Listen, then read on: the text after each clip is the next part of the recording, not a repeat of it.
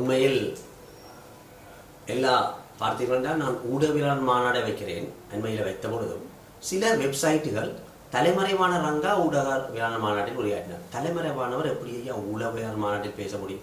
தலையங்கத்தை தானே ஒழுங்காக கூட வெப்சைட்டில் உள்ளார்கள் பழகும். தலைமறைவன்னு சொன்னால் அவரால் ஒழிச்சிருக்கிறார். அவர் எப்படி ஊடகவியலாளர் மாநாட்டில் பேச முடியும்? அதுக்கு பிறகு தலைமறைவான ரங்கா மன்னாரில் தோன்றினார். மன்னாரில் மீட்டிங் தான் வைக்கிறோம். எப்படி தோன்ற முடியும்? எனவே இது நீங்கள் பார்த்தீங்கன்னு சொன்னால் இது திட்டமிட்ட முறையில் எங்களுக்கு தெரியும். முள்ளு கம்பியில் எங்களோட மக்கள் ஐடிபி கேம்ப்ஸுக்கு வரக்க முள்ளிவாய்க்காலால் முள்ளு கம்பிக்க இருக்கிற நேரம் அந்த முட்டையில் 2 ரூபா, ஒரு முட்டையில் 2 ரூபாண்டா 3 லட்சம் ஜனத்துக்கும் அவ்வளோ கமிஷன் ஒரு நாளைக்கு உங்களுக்கு தெரியும். வவுனியா கந்தசாமி கோயிலேருந்து, வவுனியா வர்த்தக சங்கத்திலேருந்து, யாழ்ப்பாணம் நல்லூர் கோயிலில் கொடுத்த இலவச சாப்பாட்டுக்கு அமைச்சர் அந்நேரம் இருந்த புனர்வாழ்வு அமைச்சர்கள் எப்படி காசடிச்சினோம்னு எங்களுக்கு தெரியும். இதில் நாங்கள் ரிஷாட் பண்ணிருக்கிற பல குற்றச்சாட்டுகளை நாங்கள் பார்லிமெண்ட்டில் வச்சிருக்கிறோம். ஆனால் நாங்கள் வன்னிமாட்ட மாவட்டத்தில் இதான் முதல் முறையாக தேர்தலில் போட்டிடுறோம். ஆனால் எனக்கு இப்போ தான் தெரியுது ஏன் வன்னி மாவட்ட பாராளுமன்ற உறுப்பினர்கள் ரிஷாட் பகுதியின் இவ்வளவு அநியாயங்களை செய்தும் வாய் துறக்காமல் இருந்திருக்கிறோம்னு எனக்கு தெரியுது.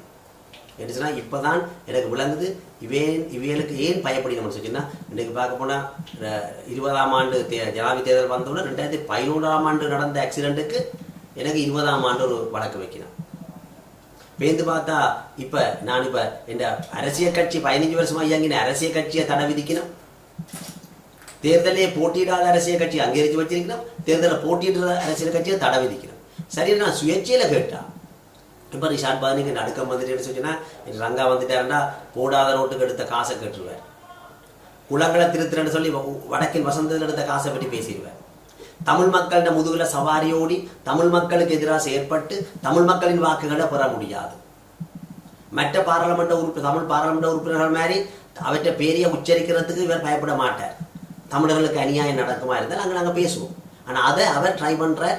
அதை முஸ்லீம்களுக்கு எதிரான கதைக்கிறதுக்கு அவர் ட்ரை பண்ணுறார்.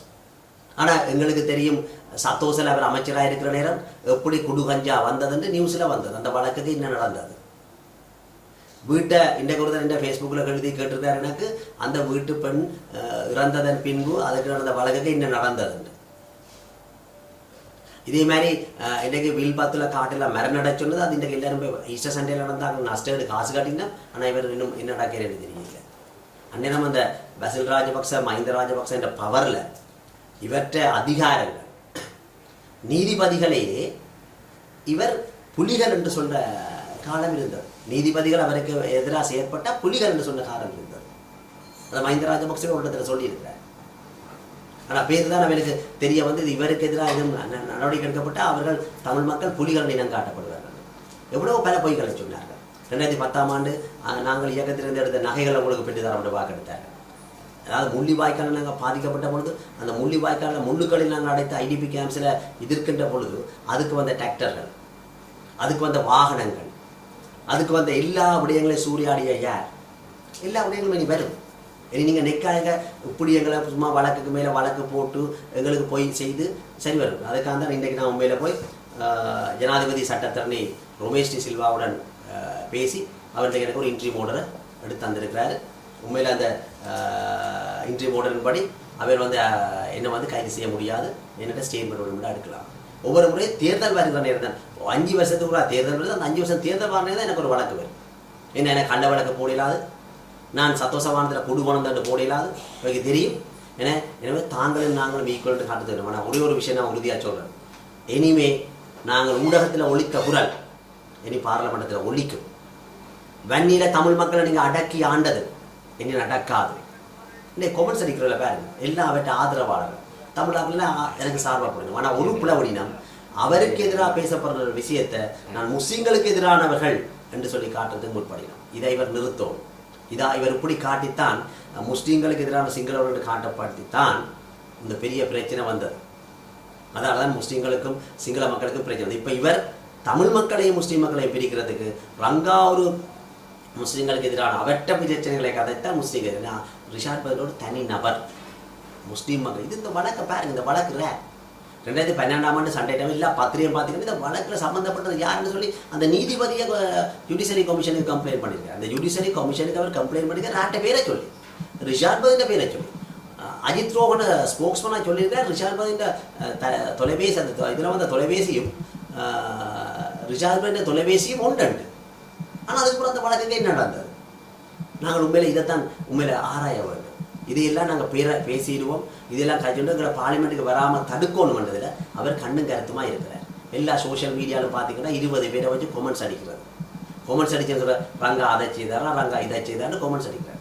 வவுனியா மன்னார் முல்லைத்தீவு மக்கள் மிகவும் தெளிவாக இருக்கிறார்.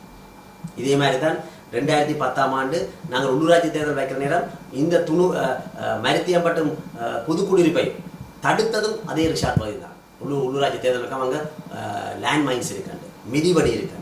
ஜனாதிபதி தேர்தல் முல்லைத்தீவு நடத்த முடியும், பாராளுமன்ற தேர்தல் நடத்த முடியும், மாகாண சபை நடத்த முடியும். ஆனால் உள்ளூராட்சி தேர்தலில் ரங்கா வெற்றி பெற்றுமென்றபடியா அவருக்கு நொமினேஷன் கிடைக்கிறபடியா உடனடியாக வச்சு வழக்கு வச்சு விட்டார். தேர்தல் திணைக்களத்தை வச்சு வழக்கு வச்சு விட்டார். என்ன வச்சார்? அங்கே மிதிவடி இருக்காரு. அப்போ ஜனாதிபதி தேர்தல் வைக்க இது இவற்றை எப்பயுமே இவற்றை சூழ்ச்சி சாதாரணம். அவர் எப்பையும் ஒரு தமிழாக்கள் எப்பையும் அரசுடன் எந்தவித தொடர்பும் இல்லாமல் தமிழ் மக்களுக்கு ஒருவித அபிவிருத்தியும் செய்யாமல் இருக்கணும். அவர் 80% அபிவிருத்தி அவர் எடுத்துக்கொண்டு ஒரு 20% அவர் கிள்ளி எறிகிறத தமிழ் மக்கள் அதை பொறுக்கி கொண்டு இருக்கணும் என்று அவர் யோசிக்கிறார்.